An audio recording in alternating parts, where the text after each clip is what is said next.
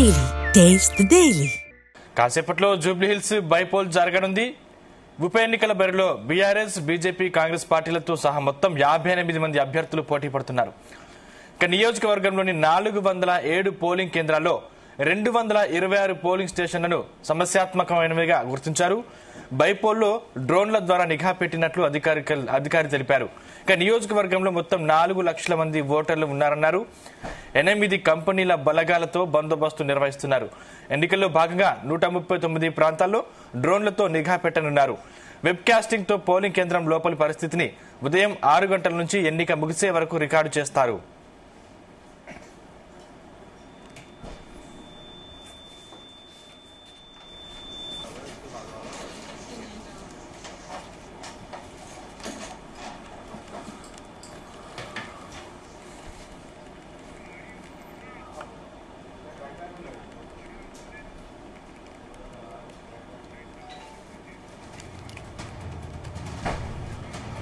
కాసేపట్లో జూబ్లీహిల్స్ బైపోల్ జరగనుంది. ఉప ఎన్నికల బరిలో బీఆర్ఎస్, బీజేపీ, కాంగ్రెస్ పార్టీలతో సహా మొత్తం 58 మంది అభ్యర్థులు పోటీ పడుతున్నారు. ఇక నియోజకవర్గంలోని 407 పోలింగ్ కేంద్రాల్లో 226 పోలింగ్ స్టేషన్లను సమస్యాత్మకమైనవిగా గుర్తించారు. బైపోల్లో డ్రోన్ల ద్వారా నిఘా పెట్టినట్లు అధికారి తెలిపారు. నియోజకవర్గంలో మొత్తం 4 లక్షల మంది ఓటర్లు ఉన్నారన్నారు. 8 కంపెనీల బలగాలతో బందోబస్తు నిర్వహిస్తున్నారు. ఎన్నికల్లో భాగంగా 139 ప్రాంతాల్లో డ్రోన్లతో నిఘా పెట్టనున్నారు. వెబ్ కాస్టింగ్ తో పోలింగ్ కేంద్రం లోపలి పరిస్థితిని ఉదయం 6 గంటల నుంచి ఎన్నిక ముగిసే వరకు రికార్డు చేస్తారు.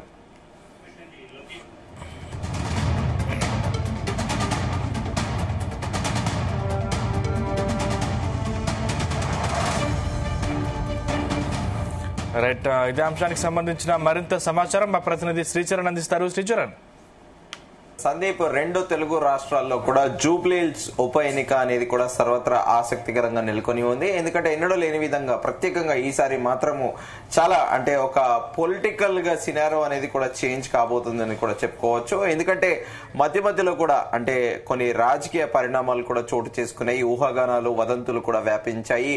సో ఓవరాల్ గా ఈ రోజు జూబ్లీహిల్స్ ఉప ఎన్నికకు అంతా సర్వం సిద్ధం కూడా చేసింది ఎన్నికల కమిషన్ తో పాటు జిహెచ్ఎంసీ అధికారులు కూడా. ఉదయం 7 గంటల నుండి సాయంత్రం 6 గంటల వరకు కూడా పోలింగ్ జరగనుంది. 407 పోలింగ్ కేంద్రాల్లో దాదాపు 4 లక్షల మంది ఓటర్లు జూబ్లీహిల్స్ అసెంబ్లీ కాన్స్టిట్యున్సీలో తమ ఓటు హక్కును కూడా వినియోగించుకోనున్నారు. గెలిపే ధ్యేయంగా సర్వశక్తులు ఒడ్డిని ప్రధానంగా 3 పార్టీలను కూడా చెప్పుకోవాలి. ఇటు బీఆర్ఎస్, బీజేపీ అలాగే కాంగ్రెస్ పార్టీలు కూడా.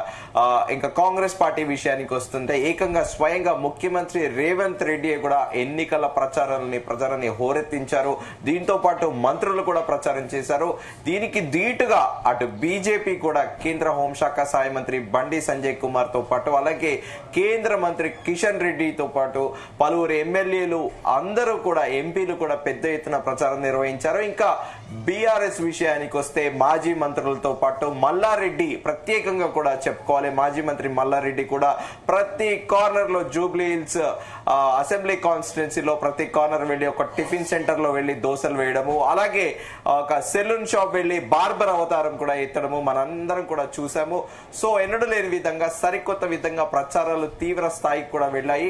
దీంతో పాటు సో 3 పార్టీలు కూడా ఒక రకంగా చెప్పాలంటే బీజేపీ పార్టీ చివరిలో రేస్ లోకి వచ్చిందని చెప్పుకోవాలి. కాస్త లేట్ గా వాళ్ళు ప్రచారం మొదలు పెట్టినా కూడా లాస్ట్ కు వచ్చేసరికి కూడా బీజేపీ ప్రచారం అనేది కూడా తారాస్థాయికి వెళ్ళింది. ఎందుకంటే కేంద్ర హోంశాఖ సహాయ మంత్రి బండి సంజయ్ కుమార్ పలు సంచలన వ్యాఖ్యలు చేయడము, అలాగే దీంతో పాటు ఆయన రహమత్ నగర్ అనే ప్లేస్ కి మీనాక్షిపురం అనే పేరు పెడతానని కూడా ఆయన సంచలన వ్యాఖ్యలు చేయడము, బీజేపీ ఆకస్మికంగా కూడా రేస్ లో రావడం కూడా జరిగింది.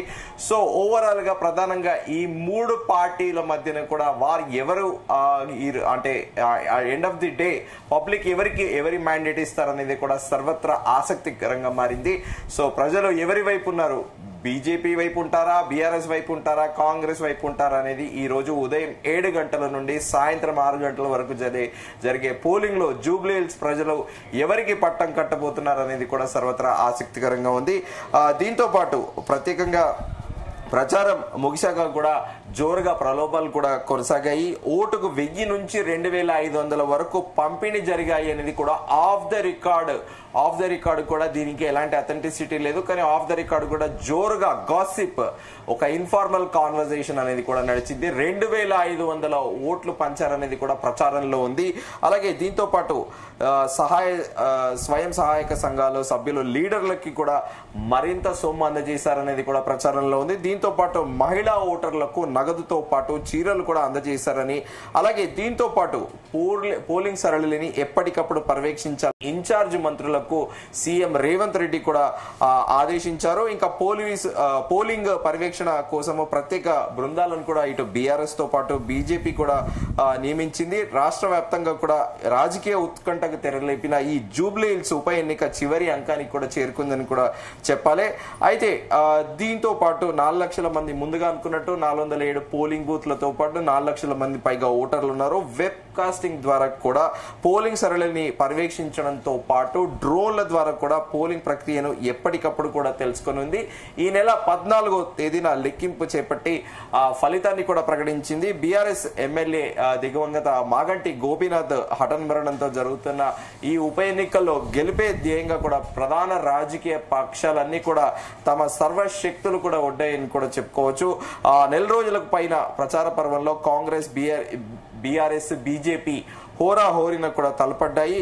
అయితే యథావిధిగా మనం ఇందాక అనుకున్నట్టే ఎన్నికల ప్రచారం ముగియగానే రాజకీయ పార్టీలు కూడా ప్రలోభాలకు తెరలేపాయి అనేది కూడా చర్చనీయాంశంగా మారింది. ఓటర్లను రహస్యంగా కలుస్తూ నగదు పంపిణీకి కూడా తెరలేపాయి అని కూడా చెప్తున్నారు. ప్రత్యేకంగా ఆది సోమవారాల్లో గుట్టు చప్పుడు కాకుండా ఇంటింటికి వెళ్లి ఈ ప్రలోభాలంటే అంటే ఓటుకి 1000 నుంచి 2500 వరకు కూడా ఇవ్వడం జరిగిందనేది కూడా పంపిణీ జరిగినట్టు కూడా ప్రచారం జరుగుతోంది విస్తృత స్థాయిలో. దీనికి తోడు తాయిలాలు కూడా అందిస్తున్న కూడా తెలుస్తోంది. బోరపండ, రాయమత్ నగర్ డివిజన్లలో మహిళలకు నగదుతో పాటు చీరలు కూడా పంచినట్లు కూడా సమాచారమే. ఎందుకంటే ప్రత్యేకంగా మహిళలను ఆకర్షించేందుకే 3 పార్టీలు కూడా సర్వత్రా అంటే తమ శక్తులన్నీ కూడా ఉట్టినట్టు కూడా తెలుస్తోంది. దీంతో పాటు మహిళా ఓటర్లపైనే ప్రత్యేకంగా దృష్టి సారించినట్లు కూడా ప్రచారం జరుగుతోంది. స్వయం సహాయక సంఘాల మహిళలకు ఒక పార్టీ ఏకంగా బంపర్ ఆఫర్ ఇచ్చిందని, ఓటర్గా ఉన్న వారికి నగదుతో పాటు గ్రూప్ సభ్యులుగా ఉన్న మహిళలకు అదనంగా 2500 గ్రూప్ కి ఇవ్వడంతో పాటు అలాగే లీడర్లకు 5000 చొప్పున కూడా నగదు పంచినట్లు కూడా తెలుస్తోంది. అయితే మరో ప్రధాన పార్టీ 1000 రూపాయల నగదు పంపిణీ చేసిందనేది కూడా ప్రచారంలో ఉంది. సో ఈ నేపథ్యంలో ఈ రోజు ఉదయం 7 గంటలకు మరి కాసేపట్లో కూడా ప్రారంభం కానుంది. సో ప్రస్తుతం ఓవరాల్ గా ప్రత్యేకంగా కూడా ఈ జూబ్లీ హిల్స్ ఉప ఎన్నిక పర్యవేక్షణకి డ్రోన్ కెమెరాలతోని కూడా పర్యవేక్షించనున్నారు. సో దీంతో పాటు నెల రోజులుగా అంటే ఓవరాల్ గా కూడా చెప్పాలంటే నువ్వా నేనా అన్న చందాన కూడా ఈ క్యాంపెయినింగ్ అనేది కూడా నడిచింది. ఓవరాల్ గా బరిలో చూస్తే మాత్రము దాదాపు 58 మంది అభ్యర్థులు ఉన్నారు. 3 మధ్య ప్రధానంగా పోటీ అనేది కూడా చాలా క్లియర్ గా తెలుస్తోంది. సో ఇంకా పార్టీ బలాలు అవన్నీ కూడా అంటే మనం ముందుగా విశ్లేషించాల్సిన పని లేదు. 3 పార్టీలు కూడా తమ ప్రచారాన్ని హోరెత్తించాయని కూడా చెప్పాలి.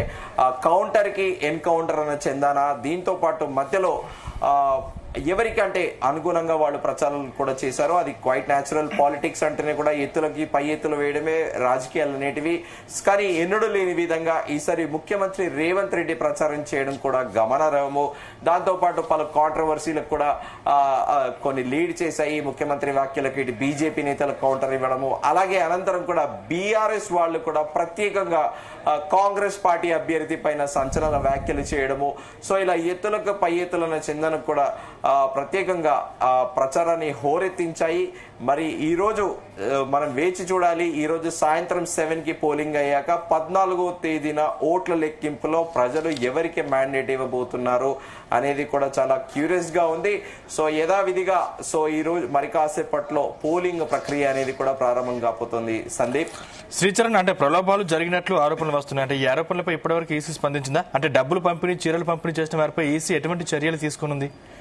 సో ప్రస్తుతానికైతే అంటే అక్కడక్కడ కూడా మనం చూసాము ఈ ఎన్నికల ప్రచారంలో కొన్ని వింతలు చోటు చేసుకున్నాయి, కొన్ని సంచలనాలు కూడా చోటు చేసుకున్నాయి. మాజీ ఎమ్మెల్యే మర్రి జనార్దన్ రెడ్డి ఇంట్లో కూడా ఈ ఫ్లయింగ్ స్క్వాడ్ ఆకస్మికంగా తనిఖీలు చేస్తే వాళ్ళు వినూత రీతిలో అండర్ వేర్ లో ప్రదర్శన పెట్టి ఇవే మా దగ్గర ఉన్నాయి తీసుకుపోండి అంటూ కూడా అది సంచలనాత్మకంగా మారింది. దీన్ని ఒక ఫనీ వేలో కూడా ఓటర్లు చాలా మంది కూడా నవ్వుకున్నారు.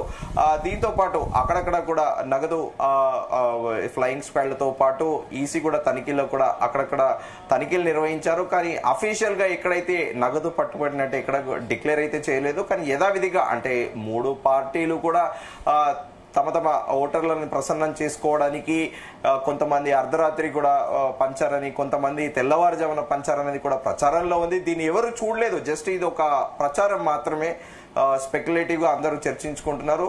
సో మొత్తానికి ఆ ఓటర్లని ప్రసన్నం చేసుకునేందుకు మాత్రము 3 పార్టీలు మాత్రము చాలా విపరీతంగా కృషి చేశాయని మాత్రం కూడా చెప్పుకోవచ్చు. సందీప్, శ్రీచరణ్, అంటే 2009లో దాదాపు 52% పోలింగ్ నమోదైంది. ఆ తర్వాత తగ్గుతూ వస్తుంది. అంటే ఇప్పటి వరకు 52% దాటి ఓటింగ్ ఎప్పుడు కూడా నమోదు కాలేదు. ఆ దిశగా ఈ ఉప ఎన్నికైనా కనీసం ఓటింగ్ శాతం పెరిగే అవకాశం ఉందా? అంటే ఈసీ దానికి సంబంధించి ఆ దిశగా అవగాహన కార్యక్రమాలు ఏమైనా చేపట్టిందా? డెఫినెట్ గా ముందస్తుగానే ఎలక్షన్ కమిషన్ ముందు నుంచి కూడా చాలా అవగాహన చర్యలు కూడా చేపట్టింది. దీంతో పాటు కొత్తగా మన హైదరాబాద్ నగరంలో దాదాపు 90,000 మందికి పైగా కొత్తగా ఓటర్లు కూడా రిజిస్టర్ అయ్యారని కూడా చెబుతున్నారు.